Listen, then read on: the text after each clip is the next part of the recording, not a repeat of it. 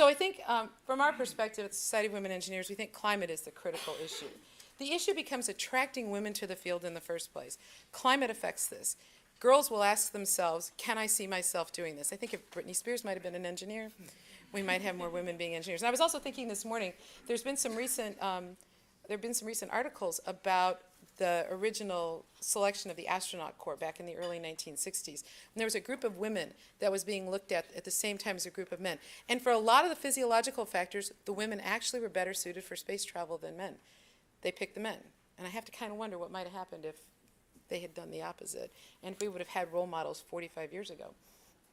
The other issue that I brought up earlier, too, is that the low representation of women on engineering faculties contributes to a low representation of women undergraduate and graduate students. Who do you see in an academic environment doing engineering? So we think it's the climate that's the real issue that needs to be addressed. At the graduate level and beyond, engineering remains very traditional and male-oriented. We do hear things said in the popular media that STEM fields are objective. Science is objective. Well, if science is objective, this brain, ovary, blood thing, apparently it's not objective, right? Science, we learn and grow as we learn new things. We used to think the sun revolved around the earth and margarine was a health food. And today I'm much happier now that dark chocolate and red wine are health foods. Next week, not so sure. But science does evolve and grow and change, but STEM fields like to present themselves as objective, and so they say that because the science is objective, which it isn't, then standards for success in the field necessarily are objective. And that I don't think is true either. For example, strong funding can lead to successful research. A couple of years ago, the National Institutes of Health took a look at how it awarded funds in relation to grant requests on the basis of gender. And it found that it awarded the same percentage of requested funds to male and female researchers. But women almost always asked for less money. And more money leads to more graduate students, it leads to better equipment in your labs. Women were not being mentored to ask for the amount of money they needed to ask for to have successful research programs. They either didn't know that they needed to ask for the information, nobody gave it to them, or the informal channels that form the climate of what's going on in STEM and higher education were not open to them. And the tenure system as well in higher education has exacting standards. And people who don't meet these standards, which by the way were set in the 1930s when the academy was largely either single men who had nothing else to do or married men with wives doing everything for them at home, these are the standards that we're asking young women and young men today to meet in order to achieve success in the academy. We've seen programs like the Advanced Grant Program through the National Science Foundation that have helped to transform this culture in some places, but Advance awards a limited number of grants to a limited number of institutions, and there are 383 institutions of higher education in this country that offer engineering degrees. With 7 every 5 years getting money, I could do the math, it'll take me a little while, but it'll take a long time to get Advance out to everything. Another effort that can help to change the climate is Title IX, which you've also heard a little bit mentioned before.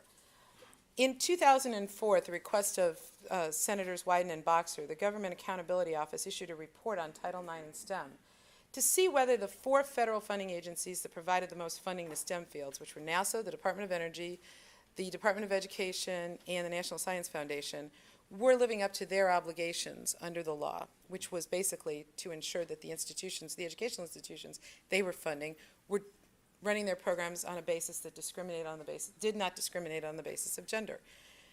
One of the things the report noted is that the variability in men's and women's participation in the sciences may result from discrimination in the workplace or subtler discrimination about the types of career or job choices women can make.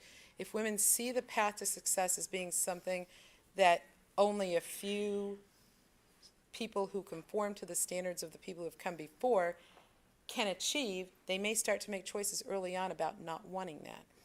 The report also indicated that 91% of the discrepancy between men's and women's faculty salaries could be explained by differences in experience, work level, work pattern, seniority, and educational levels. And they claimed that these were objective criteria.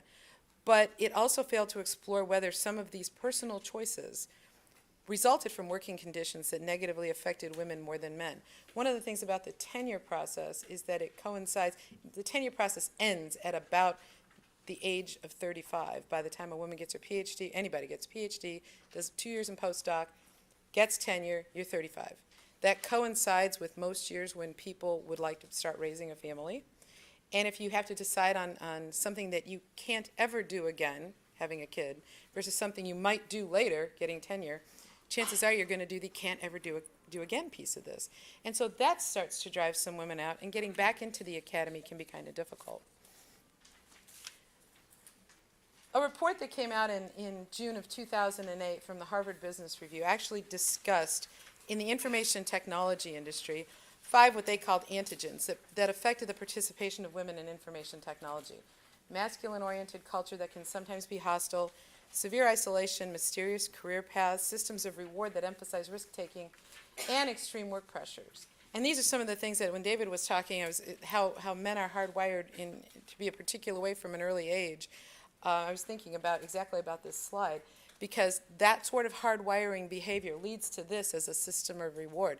The guy who goes to Albania to fix the computer system who crashed last night gets rewarded, whereas the person, male or female, who worked hard to design a computer system that wouldn't crash in the first place, God willing there's somebody like that on this planet, doesn't get any credit for doing the job right in the first place.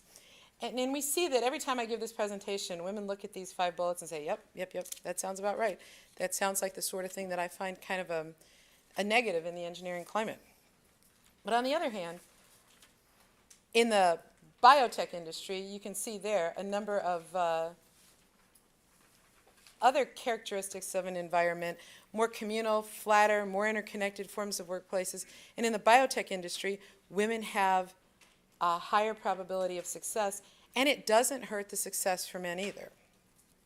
So to wrap it up, I think where we really are here is using the opportunities we have today to address the higher education climate in STEM, and to make sure that the field is wide open to people from diverse backgrounds, people with diverse interests, people with diverse ways of doing and thinking, so that we can open it up to women, other underrepresented groups, and broaden our competitiveness and equity.